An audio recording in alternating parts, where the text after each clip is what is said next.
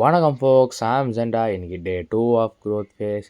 Cup சிப்புன்னு காலைல ஒரு 6 மணிக்கெலாம் எழுந்திரிச்சிட்டு காலேஜ் போவேன்ற சுச்சுவேஷன் இருக்கிறதுனால சீக்கிரமாக எழுந்திரிக்க வேண்டியதாக இருக்குது. எப்பயும் போல் எல்லா நம்மளோட யூஷுவல் ஒர்க்ஸ்லாம் முடிச்சுட்டு காலைல பிரேக்ஃபாஸ்ட்டு அமுக்கிட்டு காலேஜ் புஷ்ஷுன்னு போயாச்சு கைஸ். இன்றைக்கி ஒரு லெக் டே. நேற்று போட வேண்டிய லெக் டே தான். ரெக்கவர் ஆகாத பட்சத்தில் நான் இன்றைக்கி அதை அப்படியே ஷிஃப்ட் பண்ணி போடுறேன். ஸோ நம்ம ஒரு பயங்கரமான ஒரு கோலை நோக்கி ஓடிக்கிட்டு இருக்கோம். எல்லாருக்கும் ஒரு கோல் கண்டிப்பாக எடுத்துகிட்டு இந்த 2026. நான் 2026க்குன்னு இந்த கோல் எடுக்கலை, இதுக்கு முன்னாடி வருஷமாக எடுத்தது தான். So I don't believe in resolution. So நம்ம 2026ல் இந்த வருஷத்தில் நம்ம அதை நினச்ச ஒரு விஷயத்த நம்ம கண்டிப்பாக அச்சீவ் பண்ணுறோம். பண்ணணும்னு நினைக்கிறவங்க எல்லாருமே கண்டிப்பாக பண்ணுவீங்க. கன்சிஸ்டண்ட்டாக இருங்க. ஏன்னா எல்லாத்த விட கன்சிஸ்டன்சி தான் மெயின். நீங்கள் என்ன விஷயம் பண்ணாலும் அது வந்து ஒரு பர்சன்ட் நீங்கள் பண்ணாலுமே அது கன்சிஸ்டண்ட்டாக இருக்கும் போது அது காம்பவுண்டிங் ஆகும். ஸோ காம்பவுண்டிங் எஃபெக்ட் உங்களுக்கு பயங்கரமாக ரிசல்ட்ஸை கொடுக்கும். ஸோ எப்பயுமே கன்சிஸ்டண்ட்டாக இருங்க.